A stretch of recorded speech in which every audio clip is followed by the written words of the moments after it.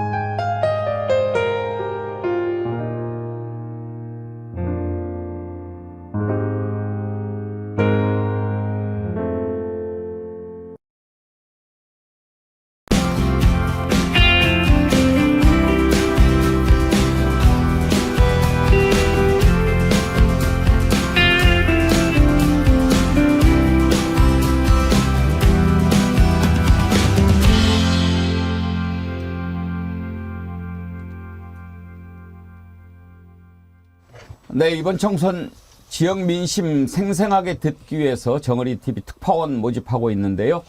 각 지역에서 지금 많은 분들이 신청을 해주고 계십니다. 감사합니다. 3월 7일 목요일까지 접수를 받도록 하겠습니다. 주말에도 전라남도 순천, 그리고 캐나다 밴쿠버 여러 곳에서 정어리TV 참여하고 싶다, 특파원으로 활동하고 싶다, 이런 의견 보내주셨는데요. 감사합니다. 혹시라도 뭐 월급도 나오냐 그러는데 그 정도는 아니고요. 그냥 저희가 준비한 선물 드리도록 하겠습니다. 그리고 정어리TV 특파원이라고 해서 꼭 마이크 잡고 이야기하시는 거는 아닙니다. 전화로 연결할 수도 있고 영상으로 통화할 수도 있고, 또 안 되면 글로 참여하셔도 되니까 각 지역의 민심, 내가 보고 느낀 것 전해주시면 된다 생각하고 부담 없이 신청해 주시기 바랍니다. 그리고 리멤버 디퓨저 이채 양명주, 지금 저희가 운동을 하고 있는데요. 수익을 떠나서 모두가 기억하자는 뜻으로 벌이는 운동이니까 많이 참여해 주시기 바랍니다. 지난번에 보니까 목포의 어머님 10개 사서 이웃에 나눠주시고, 또 쪼사로수 조용래님은 60개 넘게 주문해서 회사 식구들한테 이렇게 전달을 하신 것 같은데 감사드립니다. 이쁜 토끼 브이로그님, 어제 이채 양명주 디퓨저 주문했어요. 사무실에도 놓고 쓰려고요. 잘하셨습니다. 향기 좋지요. 아예 아이디를 이채 양명주로 정하신 분 계시네요. 백운기 앵커님 안녕하세요. 항상 고맙습니다. 오늘 또 이채 양명주님 반사입니다. 반사. 제가 진심으로 감사드리고요. 지난주 금요일 많은 분들이 1번 릴레이 참여하셔가지고 슈퍼챗 보내주셨는데 후반부에 참여하신 분들 소개 못 드렸지요. 죄송합니다. 변함없이님, 조원규님, 콩이맘님 후원 감사드립니다. 오늘 함께 하실 세 분 패널 소개하겠습니다. 전예현 우석대 개건교수, 김성환 시사평론가, 장성철 공론센터 소장 함께합니다. 어서 오십시오. 네, 안녕하세요. 앞에 리멤버 디퓨저 향기가 괜찮죠? 네. 예. 제가 오늘 선물로 하나씩 드릴 테니까 가서 좋은 곳에 놔두시고 그 향기와 함께 이채 양명주 항상 기억해 주시기 바랍니다. 저 방금 전에 아싸 이를 얘기할 뻔했어요. 왜냐면 지난주에 제가 하나 받아갔거든요. 예. 또 주신다 그래가지고. 아, 그랬습니까? 네. 하나 더 금요일 날 받아가도 나오셨죠? 네. 그러면 다른 분 드립시다. 예, 이거 기억하자는 뜻이니까. 예. 아싸 하시면 또 뭐 드릴 수도 있고. 잘 보여야 될 것 같습니다. 저는 방송 시작하기 전에 백운기 앵커님의 이 편파적인 진행과 준비에 대해서 강력하게 항의를 하지 않을 수 없다라고 예. 말씀을 드리겠습니다. 말씀하세요. 제가 그래도 보수우파 패널로 참칭이라는 단어 때문에 예. 보수우파 진영으로부터 상당히 핍박을 많이 받고 있는데 네. 정치 1번지에서도 이렇게 저를 핍박을 하십니까? 어떤 핍박을 했습니까? 이 원고에 보십시오. 원고에. 예. 제 이름을 제 직책을 뭐 이렇게 흐릿하게 지워버리고 싶어 하시니까 어떻게 이럴 수가 있습니까? 오늘 프린터 사정이 안 좋아가지고. 프린터 사정이 왜 저한테만 안 좋습니까? 아니, 저도 지금 여기 중간에 막 이렇게 지워졌잖아요. 핑계입니다. 그거는 저는 근거를- 거의 막 보이지 않다시피 하면서 이렇게 새 봄입니다. 네. 네, 아주 좋은 봄이고요. 이제 핍박의 증거 아닙니까 우리가 이게? 정의와 상식의 바다로 나아가는 그런 시간이니까요. 그거는 아니 오늘 요 프린터가 지금 뭔가 잘못됐다니까요. 시비 걸지 마시고. 밴댕이 소화할 때. 예. 전 정어리를 좋아합니다. 밴댕이 별로 안 좋아합니다. 오늘 먼저 김영주 의원 얘기부터 좀 해봅시다. 난 이런 경우는 처음 본 것 같은데 이제 민주당 공천에서 탈락했어요. 그러면은 뭐 탈당하고 그럴 수는 있지요. 뭐 그런 경우가 있으니까. 그런데 국민의힘에 입당을 해요. 사선인가 되죠. 그리고 현재 국회 부의장 아니에요? 네. 그러면은 국회 부의장은 그만둬야 되는 거 아닌가? 원래 국회 부의장 여당목, 야당목 이렇게 한 명씩 한 거 아니에요? 그거 어떻게 돼요? 뭐 사직서 낸다고는 합니다. 아, 보니까. 내야죠. 할 수가 없죠. 야, 그런데 어떻게 당을 이렇게 다른 데로 가가지고 출마하겠다 이렇게 할 수도 있나요? 일단 김영주 의원의 얘기를 한번 들어보죠. 내가 그런 일이 없다고 말씀 아까 드렸지만 설사 있었어도 19대 20대에 일어났던 일을 지금에 와서 마치 내가 채용 비리가 있어 빵 좀 줬다 하는 저는 이재명 대표님의 참 마음이 다급하시다. 제가 이제 만약에 영등포갑에 출마를 하면 영등포갑 주민들께 제가 앞으로 어떤 정치를 하겠습니다. 그런 거에 대해서 주민들께서 판단해서 선택해 주시겠죠.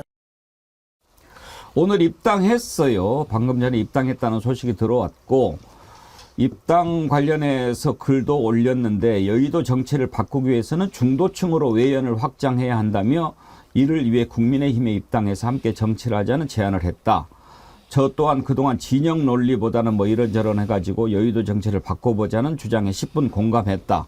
그래서 한 위원장의 제안을 수락하고 국민의힘에 입당하기로 한 것이다. 방금 전에 들어본 녹취는 이재명 대표가 왜 공천이 안 됐는가 설명하는 과정에서 채용 비리가 논란이 됐고 결국은 그걸 제대로 소명하지 못해서 0점 처리가 된 걸로 그렇게 알고 있다라고 얘기를 했거든요. 그런데 그 다음날 곧바로 한동훈 위원장을 만나요. 그래서 일단 저거는 만나는 모습을 보여줬다. 곧 그쪽으로 가겠구나 이런 생각을 했는데 설마 했어요. 오늘 입당하면서 정치가 개인 사리사욕 도구로 쓰여서는 안 된다 그런 얘기를 했는데 누구한테 하는 얘기인지 모르겠어요. 전혜영 교수님. 이게 사실은 김영주 부의장이야말로 대표적으로 민주당에서 꽃길을 걸어온 사람이라고 하는데 본인이 그 꽃길을 걸어주게 한 많은 당원들에게 지금 농약을 뿌리고 있다. 저는 정말 이런 생각이 듭니다. 왜냐하면 국회 정계입문을요, 김대중 전 대통령의 발탁으로 비례대표로 했었고, 그 다음에 민주당의 강세 지역이라고 할 수 있는 영등포에서 내리 3선을 했습니다. 중요한 것은 이 3선을 할 수 있고, 비례대표로 발탁했고, 국회 부의장까지 했고, 문재인 정부에서는 고용노동부 장관까지 했습니다. 개인이 뛰어나서 됐다라기보다는 많은 당원들, 그리고 영등포 주민들이 함께한 건데 그걸 지금 총선 앞두고 본인의 공천 탈락했다고 이렇게 뛰쳐나가서 지금 맞수로 상대를 벌여야 될 국민의힘에 홀라당 입당한 게 참 추하다, 뭐 비열하다. 저는 정말 이렇게밖에 말할 수가 없고요. 또 하나 이 김영주 부의장을 홀라당 영입하겠다라고 하는 한동훈 국민의힘 비대위원장의 정치 철학이 뭔지도 모르겠어요. 한동훈, 김영주의 조합은 대국민 기난쇼다 이렇게 말을 드릴 수 있는 근거가 있습니다. 김영주 부의장이 국회에서 홋카이도 그 골프 문자 때문에 굉장히 곤욕을 치를 때 국민의힘에서 뭐라 그랬냐면은 대국민 기만쇼라고 부의장 사퇴하라 그랬어요. 그래놓고 이제는 뭐 훌륭한 인대고 중도 영입 확장 얘기를 하는데 대국민 기만쇼로 데려가는 인물을 국민의힘에서 영입하면 중도 확장이 됩니까? 중도가 대국민 기만쇼를 좋아하는 분들이니까 중도가 일본의 후쿠시마 오염수 문제로 국회가 심각하게 토론하고 이럴 때 부의장이라는 인물이 일본에 골프 여행 관련해서 문자 메시지 보내고 이런 사람을 중도가 좋아합니까? 저는 양쪽 모두 참 명분이 없고 그리고 양당의 어떤 공천 과정, 특히 국민의힘에 있어서의 어떤 공천이나 인재 영입에 있어서 완전히 흑역사다 이렇게 평가를 합니다. 이번에 김영주 의원의 국민의힘 가는 것은 단지 민주당 지지자뿐만 아니라 일반 국민들이 봐도 저게 상식적으로 가능한가 이런 생각하게 합니다. 지금 올라오신 댓글 몇 분만 좀 소개해드리면 크림소다님 참 진짜 욕심도 많네요. 골프나 치러 다니면서 공천 안 주면 무조건 탈당? 왜 국힘이냐고요. 살기 좋은 내 나라님 탈당한 의원들 실체가 밝혀졌네요. 탈락시킨 게 정말 맞았고 잘한 겁니다. 김영주는 국민의힘 선택이 신의 한 수라고 봅니다. 주민들이 잘 판단할 겁니다. 두고 보자. 이만화님 탈락한 김영주 의원을 비롯한 의원들은 나 아니면 안 된다는 생각에 탈당하고 국민의힘 가지 않나. 반발을 하는데 한 20년씩 해먹었으면 내려놓을 때도 되지 않았나요? 그런데 국민을 배신하고 국민의힘으로 들어간다는 말이 됩니까? 그런 사람들은 이번에 보기 좋게 낙선시켜서 다시는 정치에 발을 딛지 못하게 해야 합니다. 자, 그런데요. 이런 생각을 일단 해봐야 될 것 같아요. 김성환 평론가. 지금 영등포 갑에서 김영주 의원이 사선인가 했죠. 네. 그러면 본인 능력과 본인 역량으로 그렇게 영등포 갑에서 배지를 달았다. 이렇게 생각하는 모양이죠. 그러니까 말이에요. 그러니까 영남권에서 국민의힘 의원이 당선이 되면은 그게 다 의원이 잘해서 당선되는 겁니까? 그건 아니잖아요. 그러니까 영등포에서 자기가 이 처음에는 열린우리당이 들어와서 비례로 갔으니까 그 빼고 삼선한 거 아닙니까? 그럼 삼선을 그냥 거절한 겁니까? 그렇죠. 자기 능력대로 삼선한 겁니까? 그게 아니잖아요.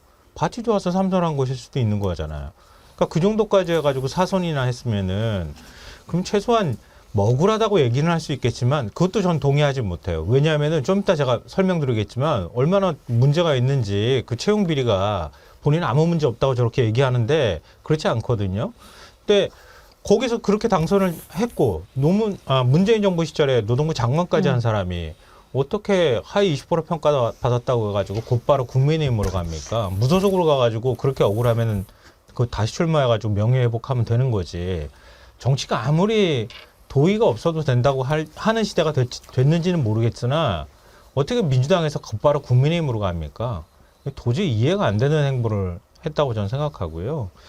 이런 방식으로 한동훈 위원장이 중도 확장을 한다 그래가지고 이게 중도 확장이 되겠습니까? 제가 볼 때는 오히려 지역구에서 반발해가지고 오히려 김영주 의원이 아마 영등포 갑에 그대로 공천 받을 것 같거든요. 국민의힘 후보로. 그러겠죠. 네, 점퍼 색깔 바꿔가지고 묻고 다시 또 거기 나와가지고 할 텐데 당선될 수 있을까 모르겠어요.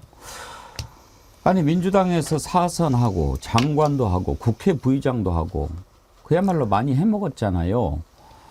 저는 지금 이제 민주당에서 국민의힘으로 옮긴 의원이 2명 있죠. 이상민 의원과 김영주 의원이 있는데 그 두 사람의 경우가 좀 다르다고 봐요. 이상민 의원은 그동안에 민주당에서 계속 쓴소리를 막 하면서 너무 정도가 지나쳐서 저건 뭐 국민의힘 수준이네 그랬다가 갔어요. 김영주 의원은 그동안 뭐 찍소리 한 번 안 한 거 아니에요? 그렇죠. 대놓고 뭐 얘기한 적은 없었죠. 거의. 보수팬의 의견 한번 들어보고 싶어요. 이 상황을 어떻게 보십니까? 적절하지 않은 선택이라고 봐요. 저는 진영을 옮기는 정치는 그거는 개인의 사리사욕 때문에 옮기는 거지 어떤 커다란 명분이 있다고 보기는 어렵거든요. 그래서 뭐 앞에 두 분이 비판을 잘 해주셨고 정리 잘 해주셨지만 기본적으로 민주당에서 정치활동 계속 해왔고 여러 가지 혜택 많이 받았잖아요.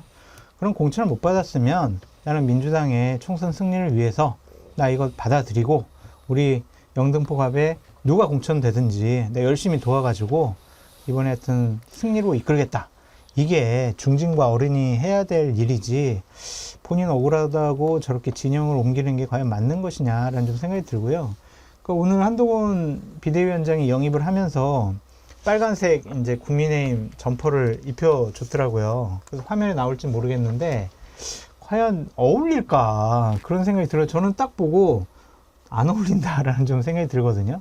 그러니까 이분이 장관 시절에 문재인 정권 장관 시절에 이 최저임금제와 관련해서도 국민의힘과 정말 세게 붙었어요. 이념과 정책 노선이 다른 분이 어떻게 배지 한 번 더 달겠다고 국민의힘으로 가느냐. 그러니까 국민의힘 가냐 안 가냐 뭐 이런 거 잘잘못을 가리는 것보다 개인적인 소신과도 맞지 않을 텐데. 지금 나오네요. 네. 어울려요? 저거? 자신이 살아왔던 삶을 부정하는 것 아닌가요? 네. 그러니까 저는 국민의힘에서 민주당 가는 분들도 비판하고 민주당에서 국민의힘 오는 분들도 이념과 자기 정치적인 소신과 신념을 바꿔가면서 진영을 바꿔가면서 정치하는 것은 그렇게 옳아 보이지 않습니다.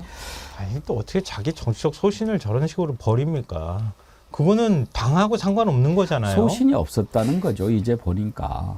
근데 한동훈 위원장이 오늘 그렇게 초대 노동부 장관 문재인 정부에서 지냈고 소득 주도 성장을 주도적으로 진행했다 이러면서 기자들이 질문을 하니까 이렇게 답변했다 그러네요. 김 부의장은 기본적으로 시장 경제 체제를 신봉하고 경쟁을 장려하는 정책을 가진 분이며 현재 북한만을 범위로 하는 간첩적 범위를 중국 등 외국으로 넓히는 법률도 직접 발의한 분이다. 그러면 원래 국민의힘하고 정체성이 맞는 사람이었네요. 번지수를 잘못 찾았던 건가? 이런 생각이 들고 참 이렇게 자기가 금패치 한 번 더 달고 싶다 그래가지고 이렇게 추잡하게 옮기는 거 정말 진짜 못 봐주겠고요. 정말 추잡해요. 저는 진짜 이건 추잡한 변심이다라고밖에 생각이 안 되고요. 근데 장 소장님, 저는 이 한동훈 위원장의 행태에 대해서도 상당히 비판적으로 볼 수밖에 없는데 김영주 의원이 먼저 노크를 했던 국민의힘에서 손을 내밀었던 그건 잘 모르겠지만 국민의힘도 이러면 안 되는 거 아닌가요? 근데 이제 국민의힘으로서는 민주당을 분열시키는 분열의 상징으로서 김영주 국회 부의장을 이용할 수가 있겠죠. 선거 전략상 저는 충분히 한동훈 비대위원장은 해볼 만한 수다라고 또 말씀을 드리겠는데 정치를 망가뜨리는 거 아닙니까? 그러니까 그보다 더 큰 차원에서 정치적인 명분과 어떤 큰 정치를 한다는 차원에서는 아니죠. 저는 영입을 하지 않았으면 좋지 않았을까라는 좀 생각이 들고 오늘 보수 언론에서도 다 비판했잖아요. 이거 맞냐 이게 도대체. 아무리 뭐 민주당 인사를 영입을 해가지고 우리가 영등포 갑에서 한 석이라도 더 얻을 수 있는 가능성을 좀 높이는 것이 선거 전략상 맞다고 판단할 수는 있지만 그래도 이거는 좀 선을 넘은 거 아니냐라는 보수 언론에서도 칼럼과 기사를 통해서 비판을 많이 했더라고요. 저는 머리도 별로 안 좋은 선택이라고 봐요. 이렇게 네. 한다고 도움 될까요? 저도 도움이 안 될 것 같아요. 그렇다고 뭐 영등포 갑에서 국민의힘의 의석수를 찾아올 수 있을까? 그런 좀 생각도 있는데 어쨌든 아까 말씀드렸듯이 한 길을 가야 돼요. 정치하는 분들은.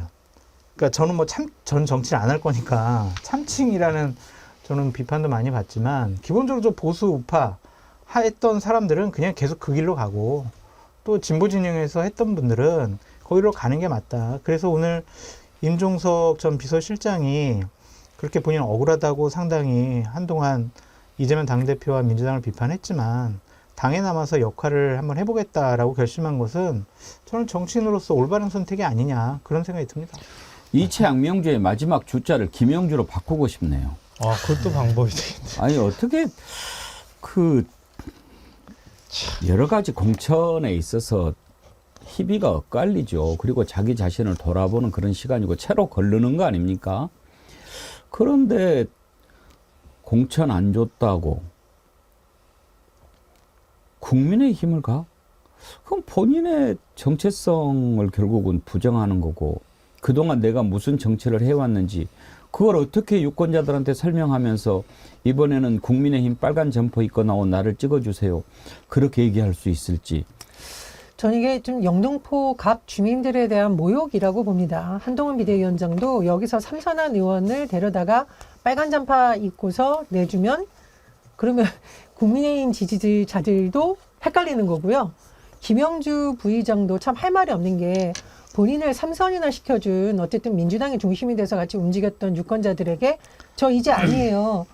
잠바 갈아입었지만 저 찍어주세요라고 말할 건지. 그러니까 정치권이 좀 최소한 본인의 배지라든가 본인의 어떤 기만 쇼를 염두에 두지 말고 주민들의 입장에서 그리고 앞으로 우리를 바라보고 있는 청년들의 입장에서 최소한 부끄럽지 않은 좀 모습을 보여줬으면 좋겠어요. 그래서 저는 이 김영주 부의장에 대해서 또 왜 좀 굉장히 비판적이냐면 제가 사실 담당 기자라면서 많이 만났었습니다. 그래서 본인이 뭐 노동 문제라든가 환경 문제에 있어서 굉장히 뭐 또 나름 그때는 진보적인 것처럼 주장을 했고 그랬기 때문에 고용노동부 장관의 발탁이 됐었던 건데 이제 와서 이렇게 말을 확 뒤집으면 도대체 그게 뭔지 모르겠고 그럼 한동훈 비대위원장은 이 사람을 영입함으로써 문재인 정부가 주도했던 소득주도 성장을 위해서 이런 부분에 있어서 동의를 한다는 겁니까? 뭡니까? 그러니까 국민에게 말아주고자 하는 가치, 정강 정책 이런 부분이 다 무너진 거고 영등포갑 주민들이 지금 최대 피해자다.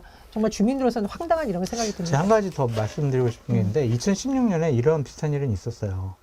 박근혜 정권 시절에 그 복지부 장관 했던 진영 의원 있잖아요. 예. 그분이 이제 새누리당을 탈당을 해서 그때 민주당으로 가서 출마를 했었죠.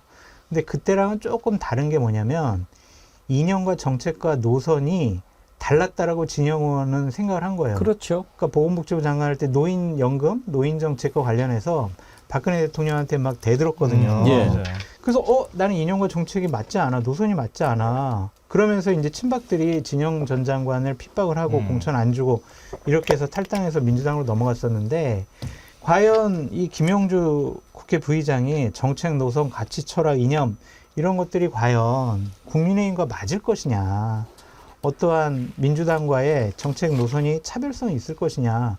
국회의원 외에요. 자기의 이념에 맞고 자기 뜻에 맞는 사람들과 함께 정책을 실현시키기 위해서 입법을 하겠다라는 거 아니에요? 그런데 과연 본인이 생각해왔던 지금까지의 정치적인 가치와 철학이 국민의힘과 맞을까? 그런 생각이 좀 들어요. 그 정확하게 예를 잘 들어주셨는데요. 그때 박근혜 정부 때 가장 그 이념이나 이런 걸 놓고 정책을 놓고 다퉜던 게 바로 복지 부분 아닙니까? 유승민 원내대표가 박근혜 대통령과 부딪혔던 부분도 증세 없는 복지는 허구다라는 것 때문에 복지를 놓고 다퉜던 거거든요. 네. 진영 장관도 마찬가지였고 그러니까 복지에 대해서 정치인이 생각하는 방향과 이 정부가 다르다. 그렇게 해서 결국은 갈등이 생겼고 노선을 달리하는 거죠. 그런데 김영주 의원 같은 경우에는 그런 게 아니었지 아니죠. 않습니까? 그래서 아까 제가 이상민 의원하고도 비교를 했는데 전희영 교수가 김영주 의원 취재도 해봤다고 그러니까 원래 이제 운동을 했죠. 그렇습니다. 뭐 농구인가 핸드볼인가 운동선수 출신 아니에요? 농구선수 출신. 운동권이 아니고 운동선수였어요. 아니, 뭐 이건 우리가 스포츠맨십에도 끝나는 거죠. 그렇죠. 뭐 페어플레이라는 것도 안 맞는 거고 무엇보다도 제가 말씀드렸듯이 문재인 정부 고용노동부 장관이었습니다.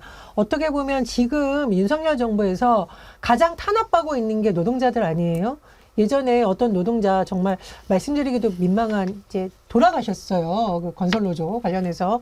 그때 뭐라고 그랬습니까? 정부 측에서 건폭이라는 말까지 나와서 유족들의 가슴에 상처를 주고 이 어떤 노동시간 문제나 이런 데 있어서 가장 지금 극명하게 갈리는 부분이 민주당과 윤석열 정부의 입장인 거죠. 그럼 본인이 고용노동부 장관, 이른바 진보정부에서 했던 인물이 그런 게 지금 공천 떨어지면 생각이 확 바뀝니까? 그러니까 한동훈 장관도 이건 좀 한동훈 비대위원장도 밝혀야 돼요. 우리는 그러면 문재인 정부의 고용노동부 장관을 했던 이 사람이 일을 굉장히 잘했다고 생각을 하고 문재인 정부에서 추진했던 노동 정책에 대해서도 수용을 한다. 이게 아니라 그냥 사람만 데려가다가 표만 좀 모아보자. 이거 아닙니까? 그래서 정치를 너무 이렇게 희화시키고 한동훈 위원장이 아무리 정치 초보라고 하더라도 정치의 최소한의 도를 넘어서는 정치인들을 희화시키고 유권자를 우습게 보는 듯한 이런 건 안 했으면 좋겠습니다. 이거는 인재 영입이 아니라요. 뭐라고 해야 될까요? 이렇게 공천 떨어진 사람들 주워오기라고밖에 볼 수가 없겠어요. 근데 김영주 장관 저 의원은요. 자기 뭐 윤리 부분에서 전혀 문제가 없는 것처럼 얘기하는데요. 이건 사실과 다른 거예요. 그러니까 이재명 대표가 윤리 점수가 빵점이라고 이렇게 얘기했는데 뭐 이전 국회 때 일이다. 뭐 그래서 19대 20대 때 일이다 이런 식으로 지금 대충 얼버무리고 넘어가는데요. 그게 아니고요. 김영주 의원은 농구 선수 출신이잖아요. 그리고 은행원이기도 했어요. 그러니까 들어간 데가 지금 KB 하나은행이에요. 그 원래 서울 신탁은행으로 불렸던 곳이거든요. 여기 들어가서 여기서 노조 간부를 지낸 거예요. 금융노조 부위원장을 했거든요. 그래서 그 몫으로 열린우리당의 비례대표가 된 거예요. 그러니까 원래 노조 몫으로 들어온 사람이거든요.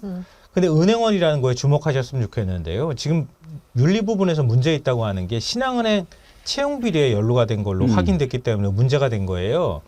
그러니까 21대 국회가 시작된 게 2020년 이제 6월 들어가면서 시작이 된 거잖아요. 5월 말까지 임기니까.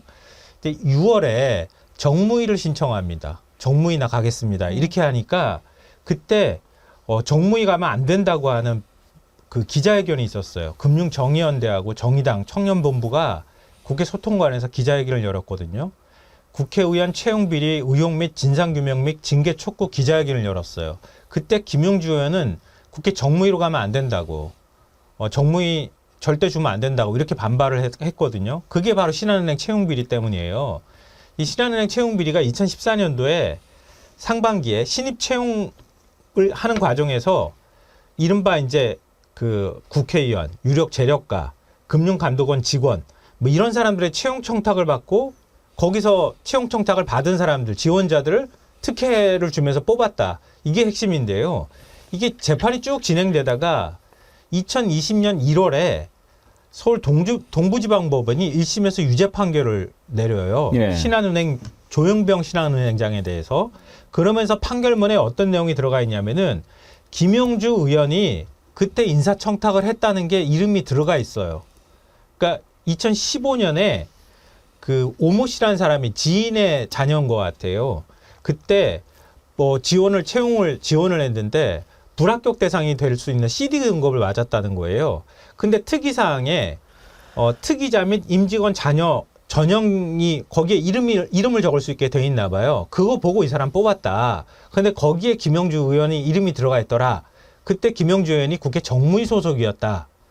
그래가지고 김영주 의원이 왜 근데 수사를 안 합니까? 막 이렇게 해가지고 반발이 일기도 했었거든요. 그러니까 2020년 1월에 있었던 1심 재판 결과였어, 그게.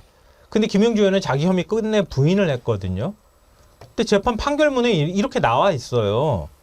그리고 21대 국회가 시작됐을 때도 또 정무위 신청을 해가지고 반발했는데 이게 어떻게 이전 국회의 일이라고만 얘기합니까? 지금 21대 국회의 일이기도 하거든요. 원래 농구했죠? 저는 농구할 때 뭐 못 봤는데 보수 형님 TV는 보셨나 봐요. 농구할 때 반칙만 하더만 그러던데. 이쁜 토끼 브이로그님 슈퍼챗 보내주시면서 이런 글 주셨어요. 민주당에서 부귀영화 누리고 국힘 가는 인간 참 추하다. 진짜 보기 싫은 할매. 어제 인터뷰 보고 짜증나서 원. 김영주 영등포 주민은 민주당이라 찍어준 거다. 글쎄요, 어떻게 될지 봅시다 보는데 이건 진짜 옳지 않은 것 같습니다. 이걸 놓고 지금 이제 여야 간의 공방도 벌어지고 있는데요. 김민석 의원 지금 총선 상황실장 맡고 있죠. 저희가 내일 인터뷰에 모실 생각입니다만. 탈당 강요한 것 같다. 만약에 그렇다면 이거는 법 위반이다. 이렇게 문제를 제기를 했습니다. 들어보시죠. 탈당 강요는 정당법 등 관련법 위반이고 당사자의 자의에 의하지 않은 탈당은 절차에 따라서 다 무효화가 됩니다. 당사자의 자의에 의하지 않은 건가? 이 부분이 이제 논란이 될 것 같은데 네. 탈당 강요로 볼 수도 있나요, 장성철 소장님? 근데 본인이 자발적으로 저렇게 갔잖아요. 예. 강요라고 하기에는 본인의 증언이 있어야 된다. 나 강요당했어요. 그래서 나 어쩔 수 없이 했어요. 협박을 했어요. 뭐 이렇게 나와야 되는데 그렇게 뭐 본인이 증언을 할까요? 아니, 안 할 테니까. 그거라기보다는 지금 당원 얘기하는 것 같거든요. 제가 볼 때. 1,500명? 1,500명. 그거 오보라고 민주당에서 반박했거든요.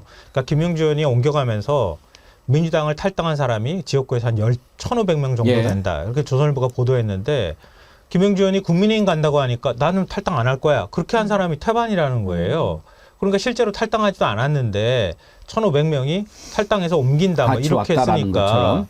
그것도 거짓말인데 김영주 의원이 지역구 의원이라는 이유로 1,500명을 강제로 탈당시키고 이렇게 하면은 이게 위법이 될 수 있다. 예, 예, 아마 예. 그걸 지적하는 것 같아요. 기본적으로 탈당할 때는 다 본인 사인 같은 거나 도장이 있어야 되기 때문에 그냥 막 김용주 의원 측에서 찍어가지고 아니면 사인을 위조해서 하면 그건 큰 범죄 행위가 돼요. 그러니까 김민석 의원이 지적한 것은 김용주 의원의 탈당을 국민의힘이 강요했다라는 것보다는 이제 김성환 평론가 말씀하신 것처럼 나 탈당하면서 이렇게 철방님 같이 데리고 가자, 왔어요. 만약에. 이렇게 하면서 탈당을 강요한 부분은 없는가? 그걸 지적하는 것 같습니다. 증언이 나와야 되겠죠, 그것도. 예. 저 김용주 의원이나 김용주 의원 측근이 저한테 탈당하라고 했어요. 라고 어떤 당원이 이렇게 증언을 해야 좀 범죄 행위가 성립이 될 가능성이 있다라고 보여지는데 저것이 그냥 아무런 말이 없으면은 그냥 서로 또 정치적인 공방이 되겠죠. 근데 좀 이게 자발성이라는 것은 사실 수평적 관계에서 같이 하자 이러면 이게 보통 우리가 자발적인 거라고 하는 거고 한쪽이 강력한 지위를 가지고 있고 한쪽은 그것보다 조금 낮은 이른바 갑을 관계일 때 탈당하자라는 건 좀 다를 수 있다라고 보거든요. 그러니까 그게 이제 협박 정도의 수준이냐 아니면 정말인데 그냥 이건 제가 추정컨대 어쨌든 여기서 3선이나 했던 의원이고 만약에 지방의원한테 전화해서 나 탈당한다 그럼 아유 뭐 안타깝습니다 이렇게 한 건지 아니면은 나 탈당하는데 너도 와라. 너 내가 공천 줬잖아. 이랬으면 이것도 인적인 압박인 거죠. 갑의 관계인 거죠. 아마 그런 차원에서 문제제기가 있다고 생각을 하고요. 과연 김용주 의원이 국민의힘에 간다라고 했을 때 같이 활동했던 당원이나 혹은 뭐 지방의원이나 이런 분들이 너무 좋습니다. 우리도 가겠습니다. 이랬을까요? 사실 정황상 굉장히 좀 의심스러운 부분이 있다는 생각이 듭니다. 몇 분이야 따라가겠지만 1,500명 정도 1,500 당원이 명. 움직이기는 힘들 것 같아요. 택도 없다고 보고요. 또 그런 것도 사실 의심은 가요. 지금 이제 국민의힘의 공천이 조용한 이유가 왜 조용합니까?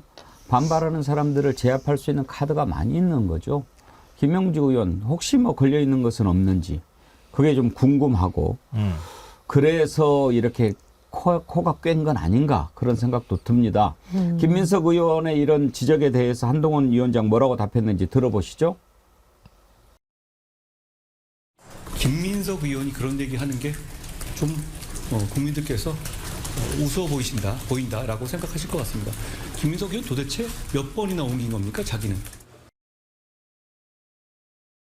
적어도 여당의 비대위원장이고 대표고 또 정치를 제대로 배웠다면 이번 선거가 어떤 선거가 돼야 되는지 그래서 민주당에서 국회 부의장까지 하고 있는 중지를 우리가 영입을 해서 선거를 치를 때는 무엇 때문에 하겠다는 것인지 이걸 보여줘야죠.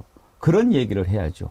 그런데 꼭 저렇게 비판을 하면 그것을 비판한 사람을 물고 늘어지고 꼬투리를 잡고 깐죽거리고 이렇게 하면서 대한민국 정치를 망가뜨리고 있다고 저는 봅니다. 깐족에는 깐죽으로 대항을 해야지요. 한동훈 위원장 저런 깐죽거림에 대해서 이준석 대표 가만히 있지 않더군요. SNL인가? 요즘 뭐 그게 아주 유행하고 있죠. 윤석열 대통령 뭐 비난하는 것과 관련해서도 논란이 됐고요. 그와 관련해서 이준석 대표가 깐 거 한번 들어보시죠. SNL에서 한동훈 위원장을 향해서 띄운 이준석 대표의 영상 편지죠. 근데 그 깐죽보다는 훨씬 더 품격 있게 얘기한 것 같은데요. 그러니까 냉정한 현실을 얘기한 것 같고 국민의힘 내부에서도 하면 저런 얘기 나올 거예요. 우리 김성환 평론가님 입에서 이준석 대표를 칭찬하는 건 내 처음 들어봐요 지금 살면서 헌정사상 처음 있는 일이에요 지금. 네? 그런가요? 와 대단하시다. 한동훈만큼 깐죽거리는 사람이 없다 이런 얘기 아닙니까? 그러니까 정말. 아니 그래도 저렇게 뭐 장 소장이 좋게 깐죽거리는 평가하는 것 거. 같은데 지금 내요. 저는 뭐 장 깐죽이- 소장은 원래 깐죽이고 저는 제 그 국가 대표급 평론에 깐죽이죠. 네. 평내 모토가 깐죽입니다. 가볍게 한마디 깐죽거리는 하자면 이준석 전 대표 오리지널 양두구육 한동훈 위원장 차기 양두구육이지 않을까 저는 그렇게 생각을 아니, 왜 합니다. 이준석 대표가 왜 허언같이 들리지 않는 말을 했느냐면은 제가 느꼈냐면 한동훈 위원장 진짜 저기 계속 저러고 있을 수 있을까요? 선거 끝나고 난 다음에도 계속 저 자리에 계속 있을 수 있을까요?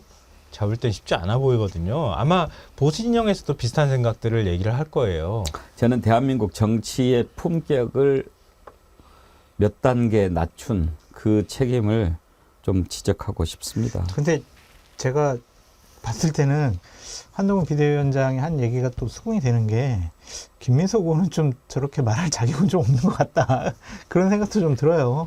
아니 근데 옛날에, 뭐 김민석 의원이 김영주 국회 부의장이 탈당한 것에 대한 얘기를 했다기보다는 아까 거기서 같이 동반 탈당했다고 해서 1,500명이 탈당했다는 거에 대해서 얘기를 한 거잖아요. 탈당할 거라는 얘기. 그러면 네. 탈당 전력이 있는 사람은 그러면 아무 말도 못하고 살아야 되나? 뭐 아니, 그런 생각도 들고. 아니 그러니까 그런 자격이 있느냐는 생각도 들더라고요. 뭐 잘됐다 잘못됐다가 아니라. 아니, 근데 그 말씀 나누는 가운데 제가 혼자서 푹하고 웃길 만한 내용이 있어가지고 말씀드리고 싶은데요. 김영주 의원이 노동부 장관에 임명되자마자 금융노조를 후닥하고 달려갔어요. 예. 자기가 금융노조 출신이기도 하잖아요. 그러니까 달려가가지고 이렇게 얘기합니다. 인사말을 하는데요. 기쁘고 반가운 마음으로 달려왔다. 그러면서 뭐라고 얘기하냐면은 노조 응원을 미천으로 노동자를 위한 노동부를 만들기 위해 최선을 다하겠다. 이렇게 얘기합니다. 노동자를 위한 노동부 만들겠다고 얘기했던 사람인데 지금 국민의힘은 또 윤석열 정권은 어떻게 하고 있습니까? 주 69시간 얘기하고 그것도 모자라서 슬쩍 60시간으로 내렸지만 실제로는 69시간 가능하게 만들어 놓은 거거든요. 그렇게 하겠다는 거거든요. 노조 때려잡겠다고 하는 그런 정부와 그런 집권당에 뭐 설명도 없이 그냥 후다닥 뛰어들어가 버렸어요. 도대체 이 사람은 뭐 하는 사람인가? 도대체 뭐 어떻게 살아왔던 사람이길래 그냥 자기가 자기 입신 양명을 위해서 노조 편 들었다가 노동부 장관 했다가 그리고 그거 가지고 다 어깨에 힘줘가면서 나는 이런 사람이야 이렇게 얘기하다가 그러다가 국회 부의장까지 되고 사선까지 되고 난 다음에 반노동이라고 할 반노조라고 얘기해도 과언이 아닌 정당에 그냥 가서 거기서 다시 또 국회의원 나오겠다고 얘기를 하는 게 이게 말이 되나 이런 생각을 예. 하게 되네요. 그리고 제가 한마디 드리면은 지난 대선 때 사무금융노조라는 데서 기자회견 했었거든요. 그래서 김건희 여사 주가 조작 의혹에 관해서 굉장히 날카롭게 비판을 했었습니다. 주가 조작 이런 부분이 정말 개미들과 서민들의 피눈물을 흘리게 하는 이거야말로 민생 범죄고 척결돼야 되는 부분이기 때문에 철저하게 수사해야 된다고 바로 사무금융노조가 엄청 세게 주장을 했었어요. 금융노조 쪽이 이런 데에 문제 제기를 했는데 그러면은 같은 쪽에서 일을 했던 김영주 부의장은 지금 이제 국민의힘에 입당했으니까 이 부분에 대해서 좀 입장을 밝히는 게 맞는 거 아닙니까? 저는 언론도 이 부분에 대해서 계속 물어야 된다고 생각이 듭니다. 얘기 나온 김에 국민의힘 상황 한 두 가지만 짚어보도록 하겠습니다. 지금 뭐 조용한 공천 자랑하고 있는데 안에서는 보통 시끄러운 게 아닌가 봐요. 노원을 당협위원장을 했던 사람이 국민의힘 당사 앞에서 2번이나 분신을 시도를 했습니다. 그 장면 다행히 막 이렇게 크게 잔인한 장면은 아니라서 한번 보고 넘어가죠.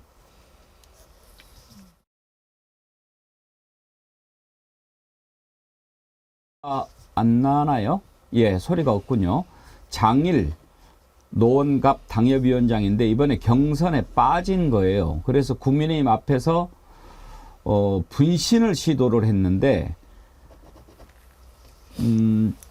첫날에 이어서 둘째 날 어제까지도 지금 저렇게 분신을 시도하다가 경찰한테 제압당하는 장면인데 장성철 소장, 네. 뭐 무슨 일이 있었던 거죠?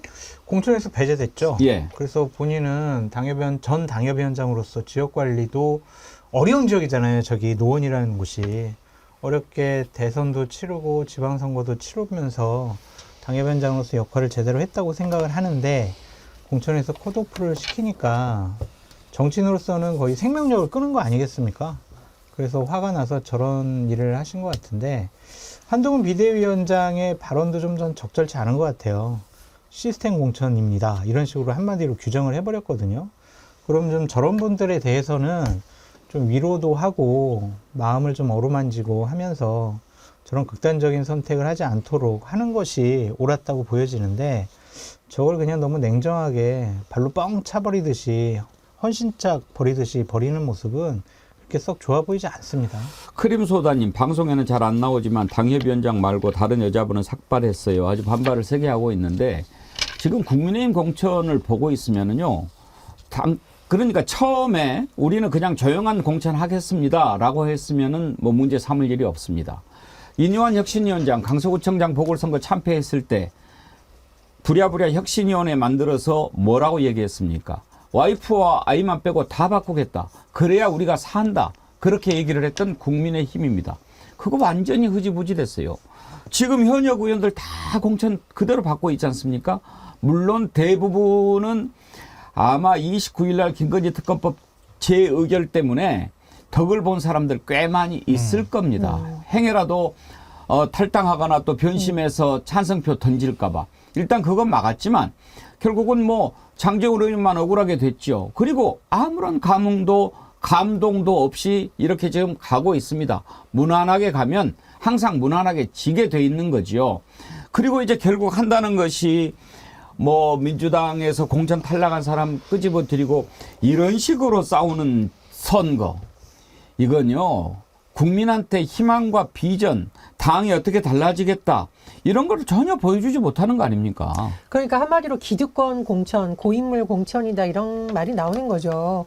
한동훈 비대위원장이 마치 와가지고 새롭게 당을 혁신할 것처럼 이 비상한 상황을 타개하기 위해서 국민의 눈높이에 맞는 인물을 보여줄 것처럼 그러더니 아니 저 옆당에 있다가 탈당해가지고 일로 온 김영주 부의장이 국민의 눈높이에 맞는 인물입니까?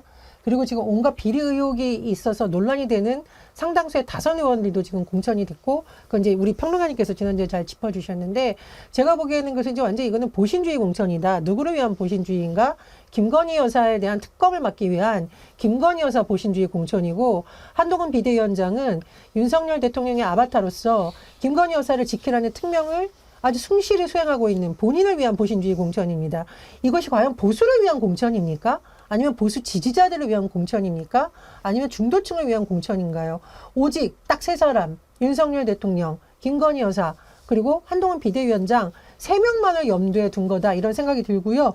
한 가지 또 말씀을 드리면 이 분신하셨던 이 장일 전 서울 노원을 당협위원장 국민의힘 소속 뭐라고 했느냐, 분신하면서 한 말이 지금 언론에 나온 거 보니까 난장판 공천을 했다 이렇게 주장을 하고 있습니다. 네, 예전에도요. 집권당에선 뭐 당의 안정을 위해 가지고 자기 대통령 중심으로 당을 만들려고 하는 움직임은 늘 있어 왔잖아요. 있어 오더라도 국민의 시선을 의식해서 어떻게 해서든 정치가 좀 바뀐다고 하는 거를 흉내라도 내려고 노력했단 말이에요. 그래서 물갈이 공천도 하고 또 정치 혁신에 부합할 만한 사람들 좀 데려오고 그렇게 했는데 이번처럼 전혀 그런 거 없는 그 공천은 진짜 처음 봐요. 아무리 집권당이라 하더라도. 지금 3선 이상 얘기하셨지만 3선 이상의 74%가 공천을 받았답니다. 거의 다 받았다고 해도 과언이 아니에요. 왜냐하면은 몇 명 남아있는 사람들도 스스로 그 경선 포기한 사람들이 있잖아요. 홍문표 의원이나 이런 사람들. 어차피 안 되거나 아니면은 뭐 강순규 시민사회 수석 같이 진짜 친윤 마음, 용산의 마음을 얻고 왔다고 하는 사람하고 싸우기 뭐 하니까 다른 자리 혹시 받기로 보장되어 있는지는 모르겠지만 하여튼 스스로 포기한 사람 빼면은 실제로 거의 다 공천을 받았다는 얘기가 되는 거고요. 그리고 그 아까 말씀하셨던 것처럼 쌍특검법 국회에서 부결되고 난 다음에 재표결하고 부결되자마자 영남에서 현역 컷오프 3명 딱 나왔어요. 그리고 이제 노원 나오면서 이렇게 시끄러워진 거란 말이에요. 아마 제가 볼 때는 대구에도 좀 아직 그 공천 결정 안 난 지역이 있거든요. 대구 경북 7군데 있어요. 그러니까 거기도 똑같이 이제 컷오프 나올 가능성이 매우 높아요. 제가 그렇죠. 보니까. 네.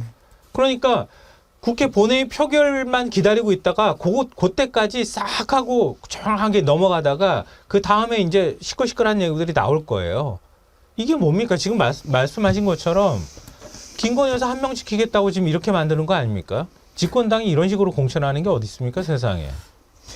그 김성환 평론가님 말씀처럼 지금 조용한 공천으로 비춰지는 게 현역 의원 반발이 없어서 그래요.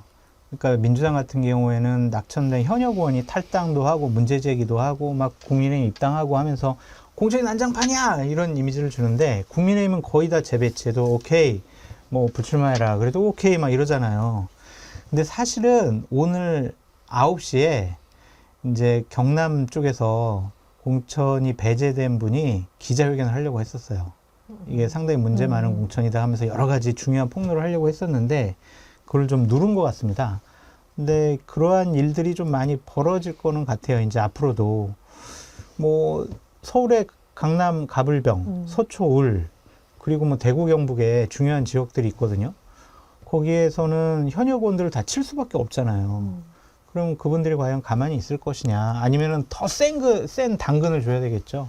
그래서 앞으로 국민의힘 공천 한 15군데 정도는 좀 하얗고다. 전 그렇게 전망해 봅니다. 그러니까 지금 뭐 민주당 공천 과정을 놓고 이런저런 얘기가 나오지만 사실 국민의힘은 29일 김건희 특검법 재의결 때문에 문제가 될 만한 곳을 아예 손을 안 대고 계속 현역 의원들 무난하게 재공천하는 쪽으로 갔단 말이에요.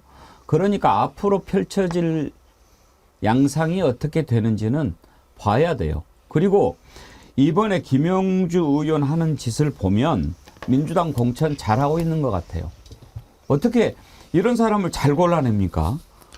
변함없이 님은 영등포 사시나 봐요. 김영주는 영등포에서도 욕먹었어요. 단지 민주당이어서 의원 월급 받을 수 있었지요. 지가 잘나서 된 줄 착각하고 있네요. 기도 안 막히네요. 그러셨는데 어제 영등포 갑 주민 한 분이 그런 얘기를 하시더라고요. 정말 내 마음이 편해졌다. 무슨 말씀이신가요? 그랬더니 민주당을 찍긴 찍어야 되는데 김영주 저거 마음에 안 들어가지고 정말 찍기가 애매했는데 이렇게 정리가 딱 되니까 이제 마음 편하게 찍겠다. 그런 얘기를 하시더라고요.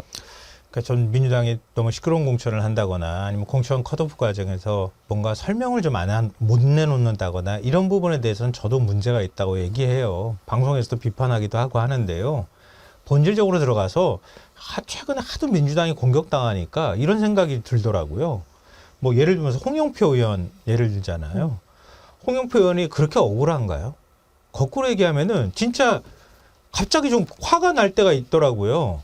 홍영표 의원 예를 들어서 이재명 대표 체포동의안이나 이런 거 그 국회 본회의 상정될 때 그 홍영표 의원을 비롯한 이런 사람들이 나는 이재명 대표 인정할 수 없다 이런 식의 태도를 취한 거예요.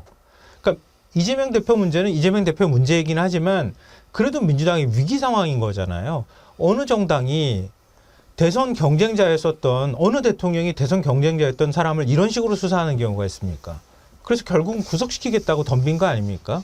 또 그것도 국회 회기가 없을 때 구속영장 청구하면 그럼 가가지고 심사 받겠다 내가 이렇게 했는데도 불구하고 회기 중에 거짓 철회한 거잖아요. 해가지고 체포동의안이 국회 본회의에 상정되도록 만들었어요. 일부러 민주당은 분열되게 만들었는데 그걸 뻔히 아는 중진급 의원이 당대표 가서 체포하시오. 이거 지금 동의한 거 아닙니까? 어느 정당이 이런 사람들 동의할 수 있겠습니까? 강성 지지층이라고 말하지만 제가 볼 땐 민주당 지지자들도 이런 사람에 대해서 이해 못할 거예요. 왜냐하면 민주당을 지키려고 한 게 아니라 민주당은 어떻게 돼도 좋으니까 이재명 대표 말고 나는 이낙연을 지킬 거야 라고 얘기를 했다던가 나는 이재명을 싫으니까 난 다른 거 할 거야 이렇게 얘기한 신호로 받아들일 수밖에 없는 거잖아요. 이런 사람들을 지금 컷오프 한 거예요. 어찌 보면. 그러니까 그거에 대해서 본질적으로 보면은 당연히 그렇게 해야 되는 거 아니야? 이 정도인 사람들이 중진으로 남아있으면 어떡해? 이렇게 생각하는 분들이 저는 있을 거라고 생각해요. 잠깐 이거 하나 또 짚어보고 갑시다. 레오나드 H님이 이런 글을 주셨어요. 4월 10일은 한일전이다. 무슨 말씀인가 하면은요.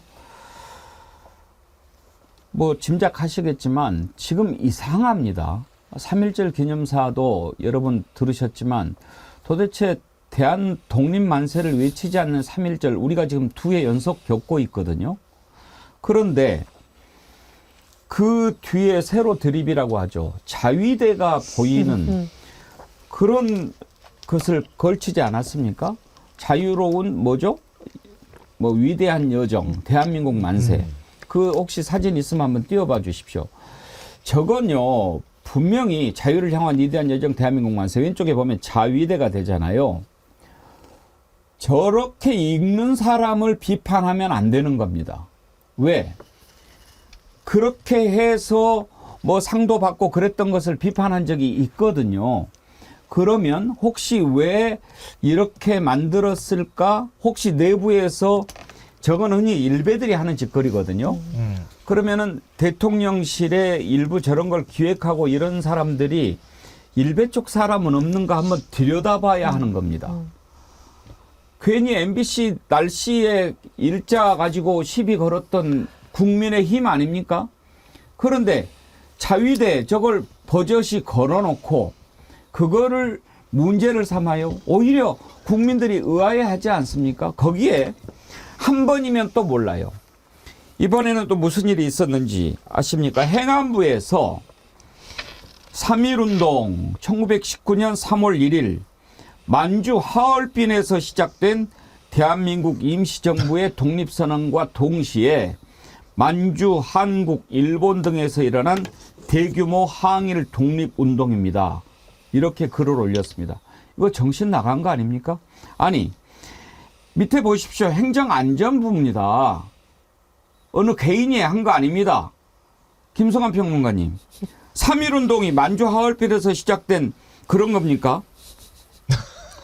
공무원들 시험 볼 때 그때 역사 되게 중요하지 않나요? 국사시험 보죠. 국사 하잖아요. 시험 봐가지고 거의 100점 가까이 맞아야 되거든요. 근데 어떻게 저런 걸 하죠? 3.1 운동으로 만들어진 게 상해 임시정부잖아요. 근데 상해 임시정부가 먼저 있고 3.1 운동이 그 다음이에요. 이게 앞뒤도 안 맞고 말도 안 되는. 이러니까 윤석열 대통령 연설이 그런 식으로 나오는 거죠. 기미 독립선언서에 들어가지도 않은 내용을 가지고 뭐 일본하고 새 시대를 여니 어쩌니 이런 소리를 대통령 연설에다 집어넣는 거 아닙니까? 아니 누가 일본하고 싸우라고 했습니까? 꼭 싸워야 된다고 얘기한 것도 아니잖아요. 과거사에서 침략한 건 침략한 거고 우리가 상처받고 아픔 받았던 건 맞고 일본하고 미래를 열어가자고 얘기할 수도 있는 거 아니에요? 아무리 보수라 그래도. 근데 어떻게 3.1절 기념식에서 대통령이 그럼 3.1절 기념식이 왜 있는 거예요? 일본하고 잘 되자고 있는 기념식이에요? 이해를 할 수가 없고 행안부나 이런 데서 저거 하고 난 다음에 제가 와이프하고 둘이서 얼마나 웃었는지 몰라요. 저렇게 해놨다 그래가지고. 아무리 역사에 대한 인식이 천박한 대통령이 이 나라를 이끌고 가고 있다 하더라도 밑에라도 정신을 똑바로 차려야죠. 3.1운동은요. 1919년 3월 1일이에요. 날짜는 제대로 알고 있나요? 서울 종로 태화관에서 우리 민족 대표 33인이 기미 독립선언서를 낭독하면서 시작이 된 거예요. 아우네 장터에서 또 독립운동이 일어났고 유관순 누나가 지금 이걸 보면은 벌떡 일어나겠어요. 아니 전혜영 교수님 어떻게 행정안전부라고 하는 데서 이렇게 정신 나간 글을 올릴 수 있느냐 이 말이에요. 행정안전부가 3.1절 이 기념식을 주관하는 부처니까 이게 더 문제가 되고 있는 거거든요. 더군다나 3.1절이라는 것은 다른 날도 다 중요하지만 우리 조상들이 어떻게 대한독립 만세, 대한독립 정신을 지켜오고자 하는 가장 상징적인 부분입니다. 그런데 그런 부분을 글 하나를 잘못 써도 지탄받아야 될 정부에서 이렇게 공식 행사와 관련돼서 이런 걸 했다라는 것은 굉장히 부적절하고요. 저는 근데 이제 윤석열 대통령이 이런 거에 대해서 문제의식을 갖고 있는지 좀 의문입니다. 예전에 3.1절 관련해서도 뭐라고 했냐면은 미래지향적 어쩌고저쩌고 해가지고 어떻게 다른 날도 아니고 이런 날 일본에 대해서 이런 말 할 수가 있느냐. 그리고 일본의 통절한 참회와 그리고 여전히 남아있는 위안부 피해자들을 위로하는 말은 제대로 하지 않느냐라고 해서 위안부 피해자 할머니라던가 강제징용 피해자들의 가슴에 상처를 준 날이 바로 3.1절이었습니다. 윤석열 대통령이 한 번 이랬으면 좀 반성을 해야 되는데 이번에 저 자위대 논란도 그렇고 행안부의 3.1절 관련 노론도 그렇고 반성을 안 하잖아요. 그러니까 한마디로 역사에 대해서 무식한 정도를 넘어서 역사를 왜곡하고 있다는 비판을 받고 있는 겁니다. 예전에 윤석열 대통령에 대해서 어떤 정치인이 퇴임하고 나서 일본 총리하는 게 꿈이냐라는 말을 했었거든요. 저는 그 말이 요즘 자꾸 떠오르네요. 이거 역사 교과서 국정화 박근혜 정부 시절에 하려고 그랬었잖아요. 그러면서 그때 교과서라고 만들었잖아요. 극우 진영에서 참여해가지고 교과서 만들었는데 그때 막 오류투성이었잖아요. 그랑 비슷한 맥락인 것 같아요. 제가 볼 때는. 그러니까 윤 대통령이 발언한 것도 3.1절 기념식에서 우리 독립운동은 여러 가지 평가가 있을 수 있고 답불이 포괄해야 될 것처럼 얘기했잖아요. 이승만 기념관 조만간 만들 것 같아요. 전 민주당이 좀 답답해요. 이승만 기념관 저 절대 안 된다고 나서야 된다고 전 봐요. 그러니까 어떻게 광화문에다 이승만 기념관을 만들 생각을 합니까? 이해할 수 없는 일을 하고 있고요. 그게 지난번에 우리 독립기념관 이사로 저희 낙성대 경제연구소니 낙성대 연구소에 있는 소장이라는 사람을 친일 식민사관을 갖고 있는 사람들 얘기를 그대로 지금 듣고 있는 상황인 거예요. 그 맥락하고 좀 똑같다고 생각해요. 그런 사람들이 목소리를 높이고 그걸 당연한 역사라고 생각하는데 어이가 없는 건 뭐냐면 이거 좀 혼동하시는 분들이 있을 것 같아서 제가 말씀드리는데요. 그런 사람들이 책이나 자료로 인용하는 건 전부 일본 총독부 자료예요. 조선 총독부 자료거든요. 근데 조선 총독부는요. 당시에 조선 민중들의 삶을 기록하려고 하지 않았어요. 걔네들이 만든 그 당시에 그 통계라고 하는 건요. 주로 일본인을 중심으로 해서 만든 통계예요. 그 조선 통적부가 누가 조선인들의 통계를 정확하게 잡겠습니까? 자기들한테 좋지도 않은 통계를. 근데 그걸 가지고 인용하면서 당시에 일본이 우리 조선시대에 무슨 산업화나 근대화를 이러니 어쩌니 이런 소리를 하고 있단 말이에요. 헛소리들을. 근데 그걸 그대로 믿는 거예요. 그리고 그 그런 거를. 이사가 이름이 박이택이죠. 아, 이사, 예. 네, 이은주님이 글 보내주셨는데 박이택 독립기념관 이사의 임명 철회 운동을 전국적으로 벌여야 합니다. 식민지 근대화론, 독도 영유권 논란과 위안부 강제징용 논란을 일으키는 자가 독립기념관 이사에 있는 꼴 차마 볼 수 없습니다. 말이 안 되는 짓을 하고 있는 거죠. 앞으로도 더 할 것 같아요. 제가 볼 다른 때는. 데 심는 것도 문제가 있는 그런 인식을 갖고 있는 사람을 어떻게 독립기념관 이사를 시킵니까? 홍범도 장군 흉상 철거할 때부터 예상됐던 일이에요. 이건 다 독립운동사, 무장투쟁사 이런 거 크 고생하면서 상해 임시정부 아까도 말씀드렸지만 3.1운동 일고 난 다음에 전국적으로 엄청나게 많은 사람들이 체포당했거든요. 체포당하고 감옥에 가두고 이거 너무 많은 사람들을 다 붙잡았으니까 다 재판에 못 회부하는 거예요. 그러니까 태반은 퇴영을 했어요. 사람들이 살점이 뚝뚝 떨어져 나가게 두드려 팼어요. 패고 난 다음에 쫓아버렸어 그냥.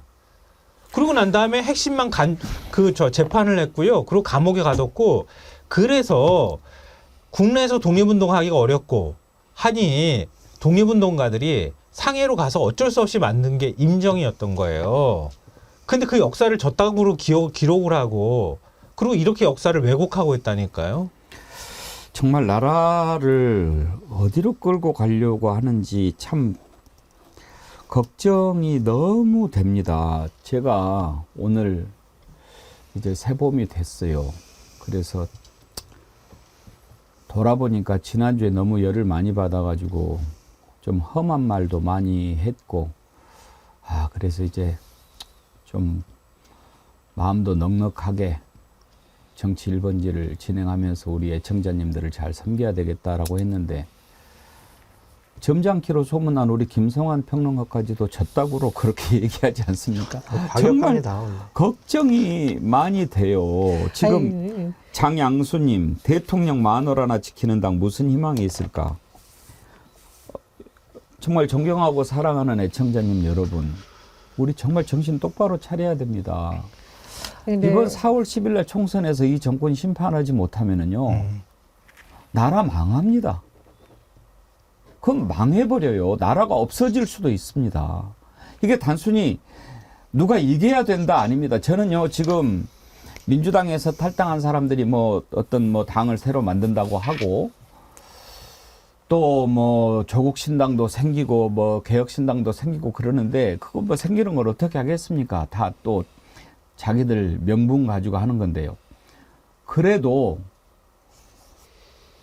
그런 사람들이 다 윤석열 정권 심판에만 뜻을 합친다고 한다면 괜찮을 것 같아요.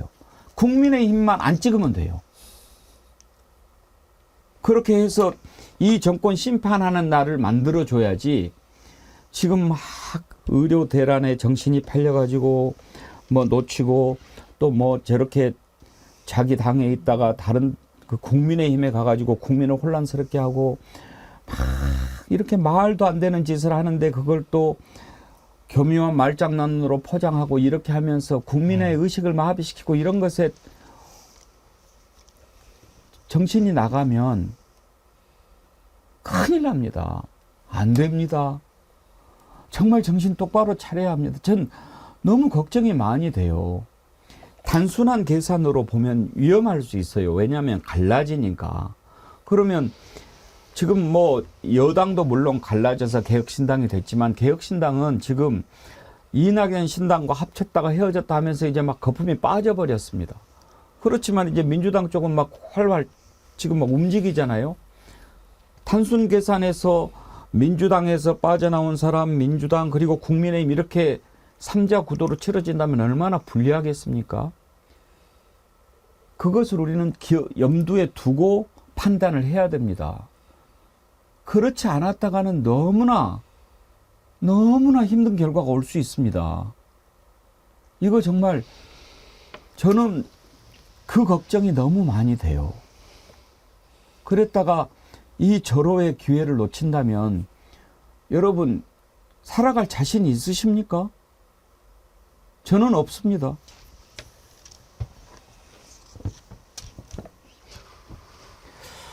조사루스 조용래님 발빠르게 슈퍼챗 31,000원 보내주시면서 3.1절이죠. 한일전 반드시 승리합시다. 밭갈이 함께 할 때입니다. 4월 10일 총선 투표 참여합시다. 혼자가 아닌 손잡고 함께 투표 참여합시다. 독려하셨는데 감사합니다. 함께 해야 됩니다. 지금 큰일 날 수 있습니다.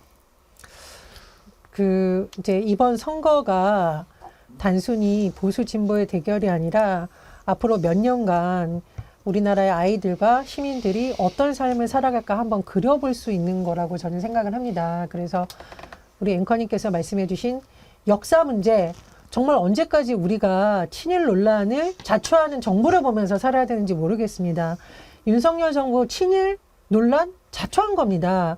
요번에 행안부에서 3.1절 관련된 공범을 만들면서도 왜곡한 것도 문제이지만 국방부에서 홍범도 장군 흉상 이전과 관련해서도 그렇게 국민들이 반대를 하는 데서도 계속 지금 논란이 되고 아직까지 마무리되지 않았고요. 그리고 국방부가 장병들에게 하는 교재에다가 독도를 영토 분쟁 지역으로 서술했다가 회수를 하고, 자 보십시오. 행안부, 국방부, 그리고 위안부 문제와 관련해서 보여준 외교부의 태도, 그리고 윤석열 대통령의 모습, 이런 모습을 그러면 잘했다고 표를 찍어줘서 우리 아이들에게 모범적인 모습이라고 몰려주겠나요? 저는 정말 이 문제를 하나 정말 심각하게 생각해 봐야 된다고 생각이 들고요. 두 번째, 우리 아이들에게 적어도 이런 사람은 더 이상 권력을 누리면 안 된다라고 한번 짚어줘야겠죠. 김건희 여사 수백만 원짜리 명품백 받은 거 아무 일 없었다는 듯이 이렇게 넘어갈 이게 맞는 겁니까? 김건희 여사 주가 조작 관련해가지고 여당 국회의원들이 똘똘 뭉쳐가지고 특감 무산시킨 거, 이런 정당 잘했다고 표 주는 게 맞는 겁니까? 국민들이 정말 다시 한번 나도 중요하지만 지금 자라고 있는 아이들에게, 청년들에게 이런 모습이 국민의힘이 맞다라고 생각하시면은 찍어주시고요. 이런 모습이 아니라고 생각을 한다라면은 이번에는 회초리 들어야 된다고 생각이 들어요. 내일도님 슈퍼챗 보내주시면 이제 우리나라 고학력자들이 많은 국민들이 있다지만 앞으로 우리 미래 세대를 위해 가르쳐야 할 건 자식만이 아닌 역사와 예의, 도덕, 살아가면서 필요한 상식을 꼭 가르쳐야 하겠습니다. 공부만 죽어라 한 아이들이 커서 지금 어른들처럼 될까 무섭습니다. 정말 내일도님 제 공감합니다.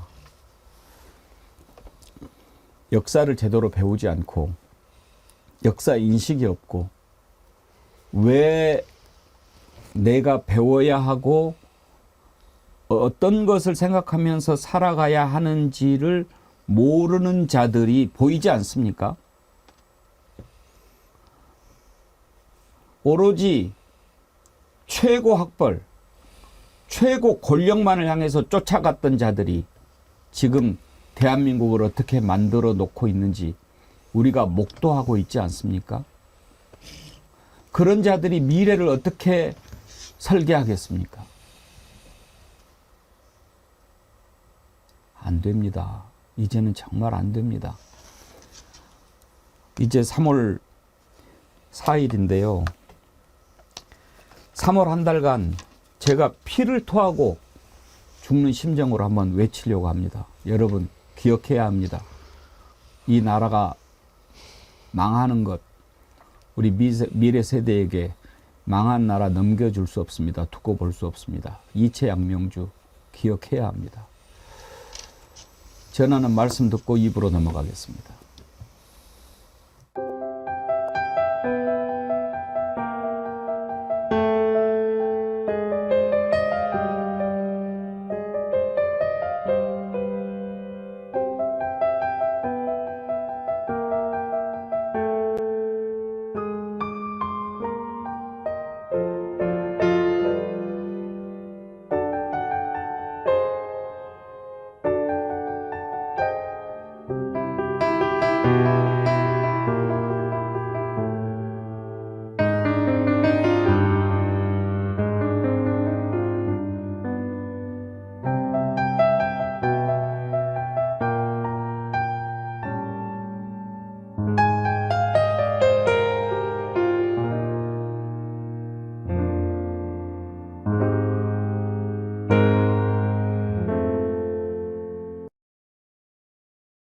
이승만 전 대통령의 항일 투쟁과 대한민국 건국 과정을 다룬 다큐멘터리 영화 건국전쟁이 이 영화는 거짓과 왜곡과 변명과 날조와 숨김, 이승만 찬양하는 미친 영화 건국전쟁에 작금의 현실 정치하는 정치인들이 이 영화가 좋은 영화라고 이야기합니다. 대한민국이 여기까지 오게 되는 이 중요한 결정을 적시에 제대로 하신 분이라고 생각합니다. 박정희 시절에 열차가 달릴 수 있었던 거는 이승만 시절에 레일이 놓여 있었기 때문이다.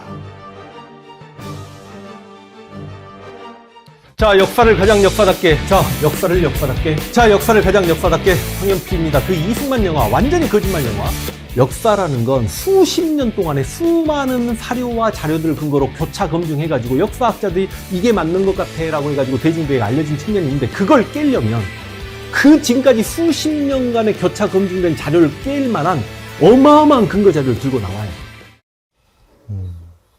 예. 이번 주 목요일 속닥속닥은 역사학자 황현필 선생을 모시고 제대로 된 역사가 무엇인지 한번 알아보도록 하겠습니다. 여러분, 황현필 선생 좋아하시죠? 건국전쟁이라고 하는 영화가 지금 보수층에서 퍼지고 있는데, 역사를 제대로 알게 해야 합니다. 가장 대표적인 게요, 건국전쟁에 보면은 제가 안 봤습니다. 뭐 이제 보는 동안 스트레스 받고 싶지 않아서 공부를 하는 차원에서 좀 제가 웬만한 건 보려고 하는데 안 봤는데, 한강 인도교 폭파할 때 민간인 희생자가 없다 이런 내용을 전했다고 하더라고요. 장승철 소장님, 한강 인도교 폭파할 때 얼마나 많은 사람들이 희생됐습니까? 그러니까요. 그때 좋은 역사에서 국사 교과서에서 배운 게, 이승만 전 대통령하고 뭐 국방부 장관은 우리가 서울을 계속 지키겠습니다 해놓고 자기네들은 먼저 가고, 그걸 뒤늦게 알은 서울 시민들이 이렇게 한강 인도교를 통해서 피난 가려다가 그냥 거기 폭파돼가지고 많은 무고한 희생 당하셨다라는 게 좀 계속 역사로 배웠는데, 저 건국전쟁? 뭐 그 영화를 보진 않았지만 그런 식으로 역사 왜곡해서는 안 되죠. 이승만 전 대통령 공도 있고 과도 있는데 그거를 속이는 행위는 절대로 옳지 않다고 생각이 듭니다. 아, 그럼요. 공은 공이고 과는 과고, 네. 그리고 이제 우리가 그동안에 너무 과에 치우쳐 있었다고 한다면 이런 공도 있는데, 그렇죠. 우리가 한번 그걸 생각해 봅시다 네, 라고 네. 하는 것까지는 제가 뭐 10번 이해할 수 있지만, 어떻게 역사를 막 뒤집어 까면서, 그건 안 돼요. 왜곡, 뭐 조작 이런 것들은 안 되죠. 근데 왜 이 정권이 이러는 것 같아요, 김성환 평론가? 아예 역사를 다시 쓰고 싶은 거예요. 자기들 입맛에 에이, 맞춰서. 다시 써지겠어요. 아니요, 그렇다고. 그렇게 하고 싶은 거예요. 지금 하는 행태들이 그렇잖아요. 독립운동사 지워버리고, 항일 무장 투쟁했던 독립운동가, 독립투사들은 우리 역사에서 점점 지워버리잖아요. 그리고 이승만이나 그런 사람들을 다시 끄집어내가지고. 이런 상황에서 행안부가 만주 이런 이야기를 하니까 그게 의심스럽게 보이는 거 아닙니까? 그럴 수밖에 근데 왜 보수 정부에서만 이러냐고요. 제 생각에는 국민의힘은 어떤 친일파 논란에 대한 컴플렉스가 좀 있는 게 아닌가 싶습니다. 사실 이제 민주당에는 항상 김대중 노무현 정신을 얘기하고, 특히 김대중 전 대통령에 대해서는 국민의힘의 많은 정치인들이 존경한다고 얘기를 하잖아요. 근데 지금 국민의힘에는 딱히 자랑할 만한 인물이 없다. 뭐 김영삼 전 대통령 정쟁이라던가 노태우 전 대통령의 국방정책 일부가 평가를 받고 있습니다만, 존경하는 인물로 나는 김영삼 전 대통령이다, 노태우 전 대통령이다, 전 이런 정치 신인을 국민의힘에서 아직은 본 적이 없어요. 그렇다 보니 뭔가 영웅화 작업을 통해서 본인들이 추앙할 수 있는 인물을 만들어내고, 그걸 중심으로 선거에서 어떤 이렇게 지지층을 결집하려는 게 아닌가 좀 싶은데, 그게 왜 해필이면 이승만 전 대통령이라는 거죠. 왜곡이 아니라 이 정도면 제가 보기에 거의 우상화 수준이다. 그리고 윤석열 대통령이나 한동훈 비대위원장의 발언에서도 이승만 시대와 박정희 시대를 마치 미화하거나 존경하는 듯한 발언이 나오는데, 전 진짜 이건 역풍 맞을 거라고 생각을 합니다. 이승만 정권 하에서 벌어진 여러 가지 문제들, 그리고 박정희 정권에서 빚어졌던 여러 가지 인권 침해 문제라든가 많은 논란들, 이런 부분들이 사라지는 게 아니거든요. 그래서 역사인식을 오히려 똑바로 세워야 될 국민의힘이, 또는 정부에서 자꾸 이런 시도를 하는 게 오히려 저는 과거부터 논란이 됐던 친일파 논란에 대한 컴플렉스, 그리고 존경할 만한 인물이 없다라는 컴플렉스를 만회하려는 작전이 아닌가 싶은데, 실패한 작전이라고 봅니다.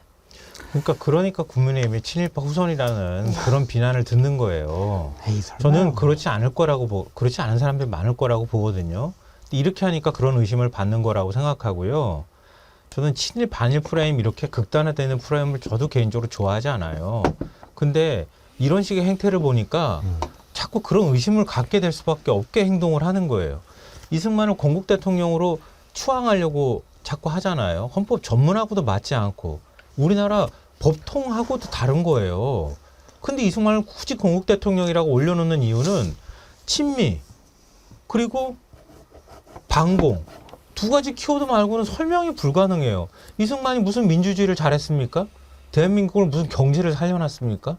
뭔 레일을 깔아놨다고 지금 말도 안 되는 헛소리를 지금 하는데 무슨 레일을 깔았습니까? 레일을 그걸 못 깔았기 때문에 박정희 전 대통령이 쿠데타 일으킨 거 아니에요?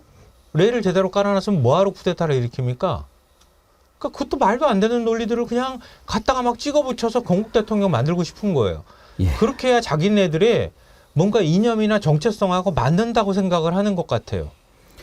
역사를 한번 좀 생각해 볼 필요가 있습니다. 역사를 잊은 민족에게 미래는 없다. 우리가 잘 알고 있는 말이지 않습니까? JDID님, 정어리 여러분, 목요일 오후 4시는 역사를 바로 세우는 날입니다. 기억합시다. 목요일 오후 4시. 예, 황연필 선생의 역사 강좌 함께 들으면서 역사 생각했으면 합니다. 여왕깨미님께서 슈퍼챗 5만원 보내주시면서 이채 양명주 JJM 180만 운동 강하게 얘기해 주셨는데요. 네, 우리 이채 양명주 기억합시다. 반드시 이것 디퓨저 하나 이상 사가지고 선물도 하시고 그렇게 해 주십시오. 제가 뭐 다른 말씀은 안 드리겠지만 이건 우리 정어리원들의 의무라고 생각합니다. 쪼양님도 3.1절 생각하는 슈퍼챗 3만 100원 보내주셨는데요. 1919년 4월 11일은 상해 임시정부 수립일입니다. 2024년 4월 10일 제대로 투표할 수 있게 열심히 박가리해서 4월 11일이 우리나라가 정상으로 돌아올 수 있는 첫날을 맞이하길 간절히 바랍니다. 네, 아주 중요한 거 상기시켜 주셨군요. 아까 우리 김성환 평론가님 3.1운동 이후에 상해 임시정부가 수립이 됐다. 3월 1일 날 3.1운동 났고 4월 11일 날 상해 임시정부가 수립이 되지 않았습니까? 예, 쪼양님의 역사 인식 감사드립니다. 저 한 말씀 드리고 싶은 게 있는데 오세훈 서울시장이 이승만 전 대통령에 대해서 이승만 기념관 건립을 추진하겠다라고 해서 지금 굉장히 반발이 일어나고 있는데 정말 반발하는 곳 중에 하나가 제주 4.3 희생자 유족회이거든요. 네. 왜냐하면 대한민국 헌법에도 불의에 항거한 4.19 정신을 명시하고 있는데 그 불의의 당사자가 이승만이다라고 반발하고 있습니다. 제가 이 말 왜 드리냐면은 지금 인천 계양을에 출마한 원희룡 후보 한번 답해 보십시오. 본인 제주도지사죠. 제주 4.3에 가서 한 말 있죠. 그렇다면 지금 이런 움직임에 대해서 분명히 잘못됐다고 말해야 되는 거 아닙니까? 제주도민이 본인이 당시 정치적으로 어려울 때 제주도 출신이라는 이유로 그리고 한때 소장파였던 이유로 본인을 제주도지사로 만들어주면서 기사회생 시켜줬습니다.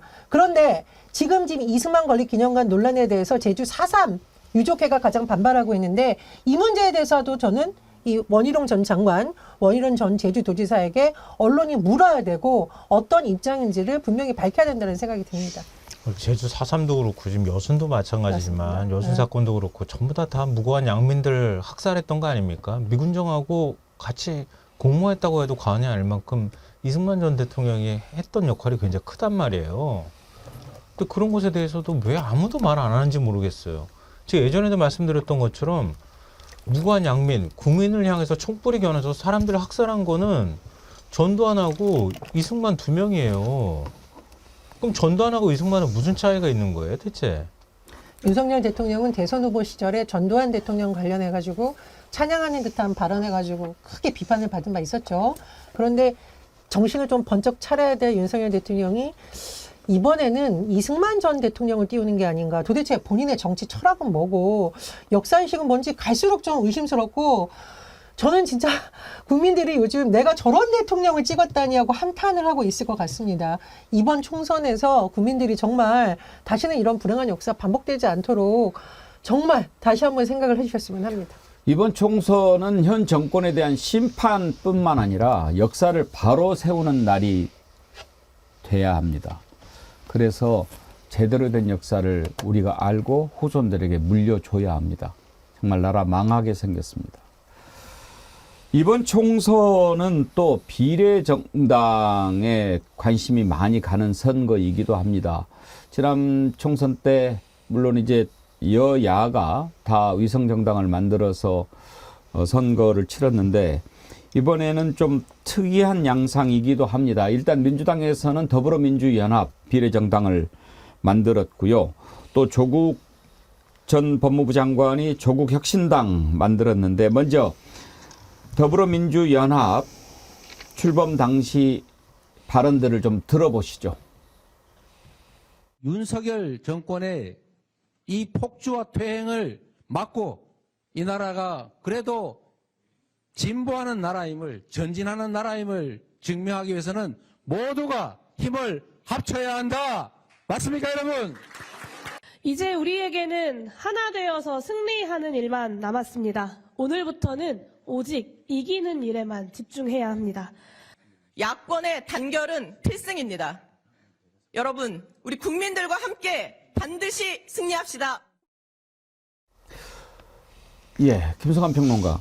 더불어민주연합이 이제 출범을 했는데 여러 정당이 이렇게 함께 힘을 모아서 만든 그런 비례정당이죠. 네, 그러니까 민주당이 이제 일단 우리 사회 진보 세력들하고 함께 정당을 만들겠다 이렇게 발표를 했고요.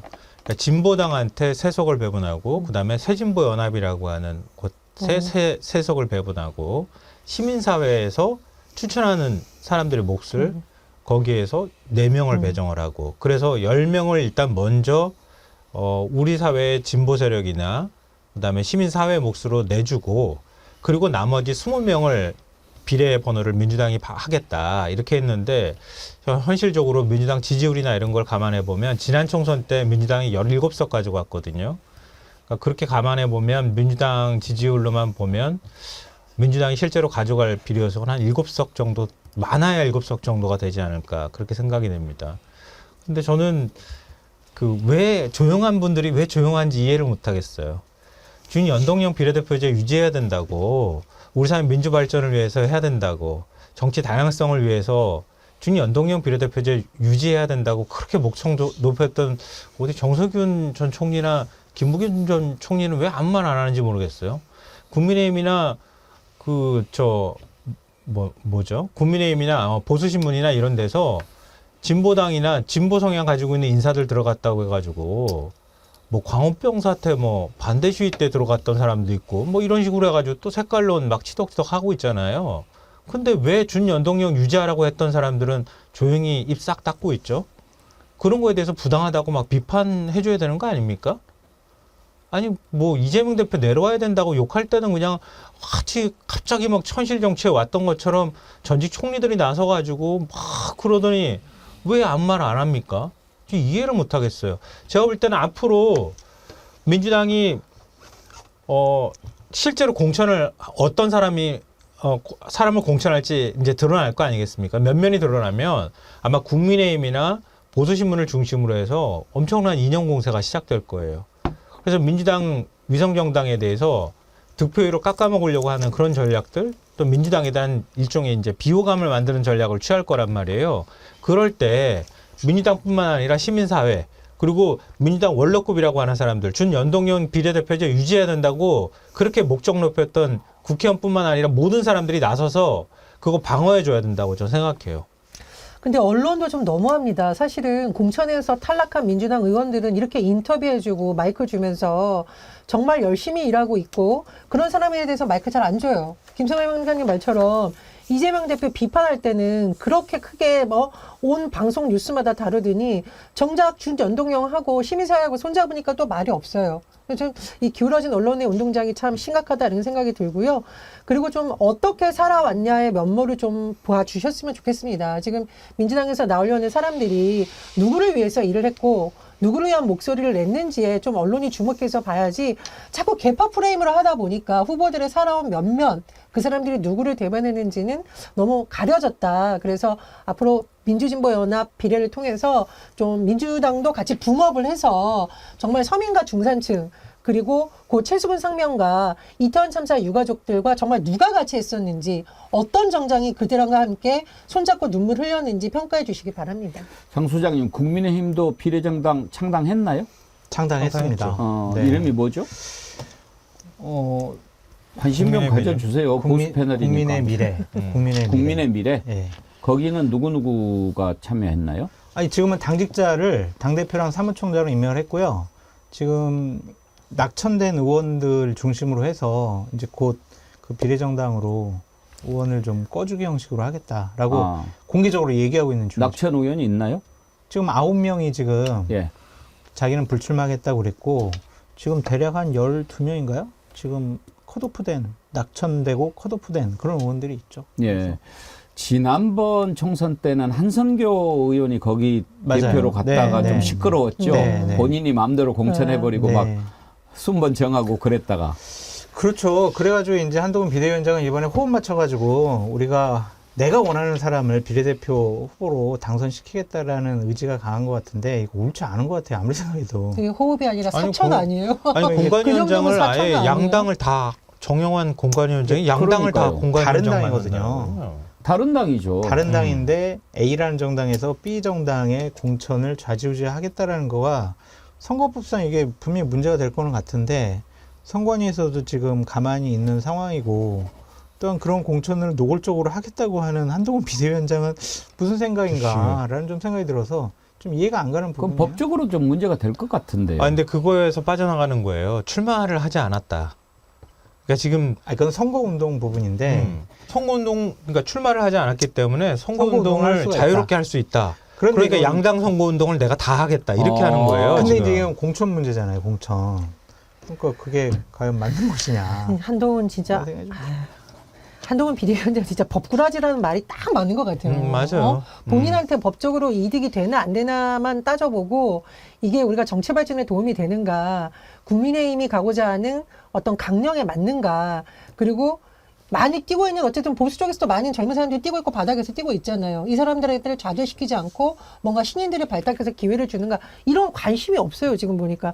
그리고 아무리 위성 정당이 갑자기 만들어진다라고 해도 당인데 전 이제 당직자분을 무시한다라는 게 아니라 그 당이 나아가고자 하는 발을 잘 보여주는 사람, 공천의 투명성이라든가 객관성을 보여주는 인물을 그래도 모셔서 하는 게 정당인데 당직자분을 시키다 보니까 사실상 한동훈 위원장이 사당화하는 거 아니냐, 이것도 내 맘대로 하는 거 아니냐, 아니면 용산 뜻대로 하는 거냐라는 논란이 계속 된다고 아니 뭐 보거든요. 뭐 여의도 사투리 안 쓴다고 그래놓고 정치 윤리나 도의는 아예 없는 사람이에요. 제가 보니까 이기기 위해서는 물불 안 가려도 된다고 생각하는 사람인 거예요. 그게 선거기도 하죠. 물론 저는 이제 이긴 부적절한 행동이라고 보여지는데 공천 잡음 없이 조용하게 분열 없이 안정적으로 가겠다라는 기본적인 원칙에 맞는 행동을 충실하게 잘 하고 있다. 처음에 조용한 공천 하겠다고 얘기하지 않았어요. 네, 혁신하겠다고. 이기는 공천 하겠다고 했어요. 근데 이기는 공천이 조용한 공천이다. 그게 혁신이다라고 또 봅시다, 본인이 나중에 이기는지. 했죠. 예. 그러니까 어쨌든 좀 적절하진 않은 것 같아요. 그 비례정당 공천을 본인이 하겠다라는 거. 한 가지 더, 이제 조국혁신당도 출범을 했습니다. 조국혁신당은 민주당과는 또 다른 비례정당인데, 의외로 지금, 지지율이 높게 나옵니다. 그 이유는 뭔가도 궁금한데요. 일단, 어제 조국혁신당에서 대표로 선출이 됐죠. 조국혁신당 대표 발언을 들어보시죠. 불은 가장 뜨거울 때 파란색이 됩니다. 우리가 가장 뜨거운 파란불이 되어 검찰 독재 정권을 태워버립시다.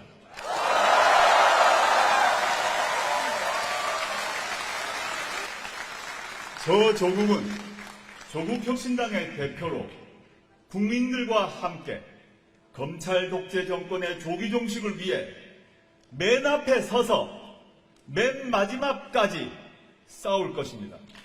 강원동지 여러분, 저희 싸움에 함께 해주시겠습니까?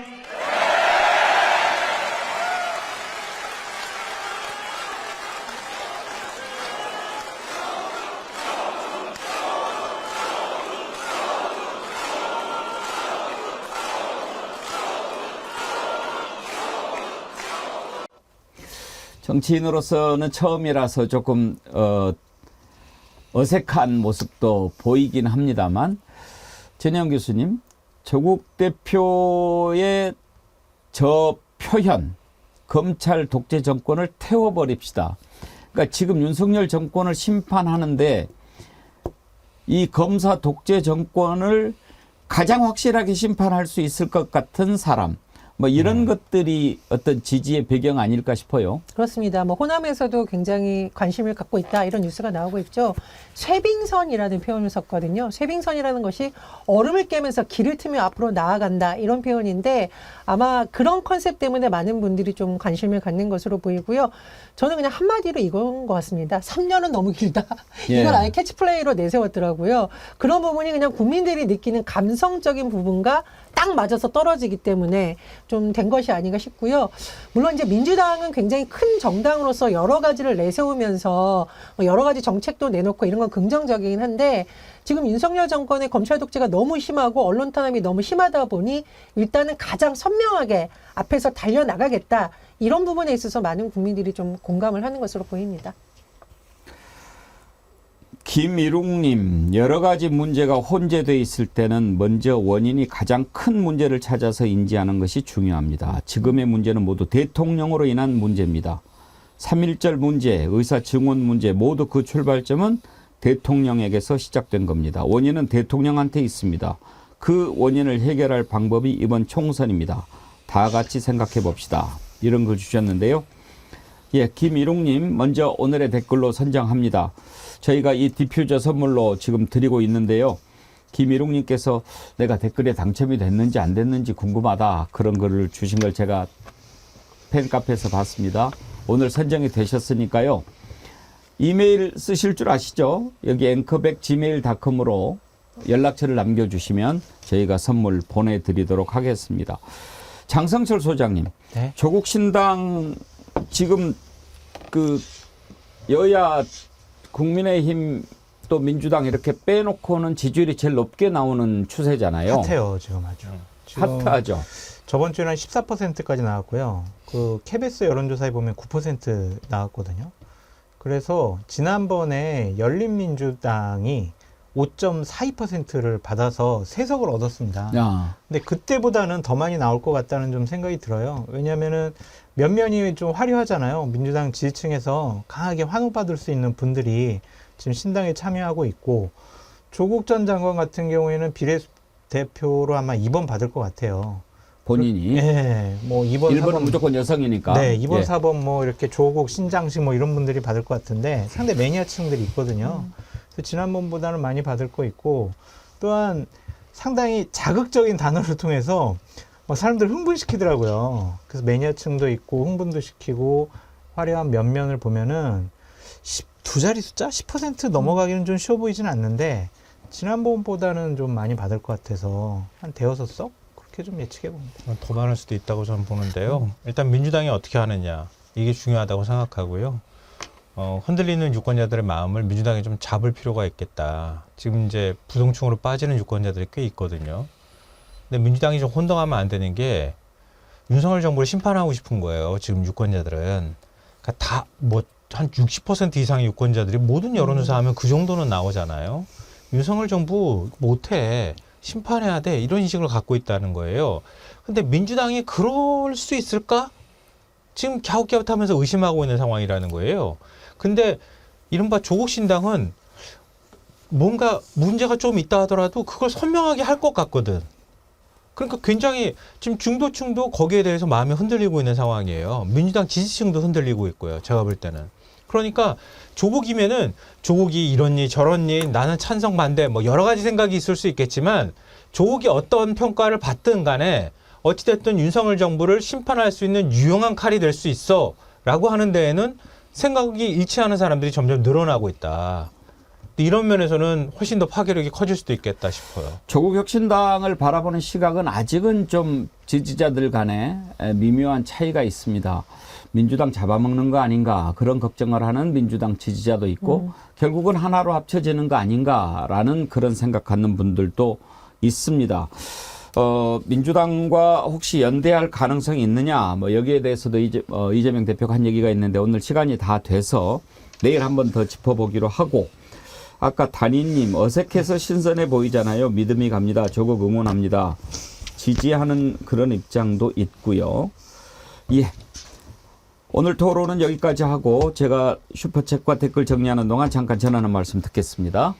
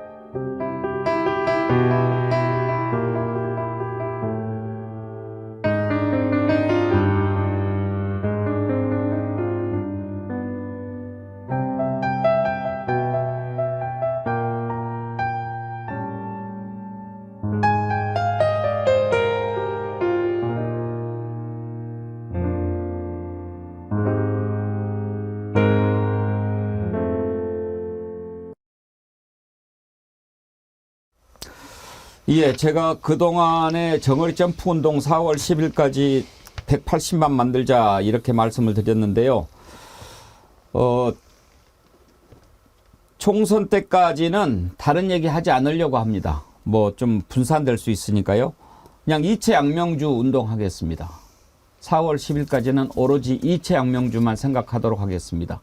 이채양명주 운동에 여러분 다 같이 동참해 주십시오. 그 방법의 하나로 디퓨저 많이 주변에 날려주십시오. 이거 배송비 포함해서 9,900원 돈 벌려고 하는 거 아닌 거 여러분 아시죠? 정말 운동으로 한번 키워가 보고 싶습니다. 슈퍼챗 보내주신 분들 아까 소개해드렸는데 빠지신 분들 미다리님, 보스형님, TV님, 분노 릴레이에 함께 해주셨고요. 소병률님, 과전 불남리 이하 부정관이죠. 그런 뜻이죠. 오이밭에서 신발 고쳐 신지 말고 오얏나무 아래에서 갓 고쳐 쓰지 마라. 이 정부를 빗대신 것 같습니다. 보수형님 TV 누구를 비난할 시간이 없습니다. 민주당원이면 민주당 박가리 합시다. 그리고 김재훈 9981님 슈퍼챗 보내주면서 장성철 소장님 국민의힘이 조용한 공천한다고 하는데 그런 데서 분신하고 삭발합니까? 왜 장 소장님한테 그러세요? 오늘 장 소장님 좀 말씀이 적었죠? 네. 우리 장 소장께서 이번 총선에 어떤 선택하실지 저는 참 궁금해요. 저는 되게 참 힘들고 어려워요. 그래서 방송평론을 안 할까라는 고민도 지금 하고 있는데 그러지 마요. 보수우파 진영에서 계속 활동을 해왔고 제 성향은 보수우파예요. 그런데 윤석열 정권은 대단히 잘못된 국정 운영을 하고 있기 때문에 도저히 지지는 못하겠는데 그렇다고 이재명 당대표가 있는 민주당이 대안이 될 것이냐라는 것에 대해서도 상당히 좀 회의적이다라고 말씀을 드려요. 우리가 오늘 다루진 않았지만은 그러니까 순천 광양 곡성 구례 지역에 서동용 그 현역 의원을 컷오프 시키고 권향엽 씨를 이렇게 단수공천 줬거든요. 그러니까 이분이 이전 대선 때 김혜경 여사 수행 부실장을 했던 분이에요. 그러니까 이런 분들을 이렇게 호남에다가 그냥 전략공천으로 자기 사람 챙기는 모습을 보이니까 호남 민심도 그렇게 썩 호의적이지 않은 것 같단 말이죠.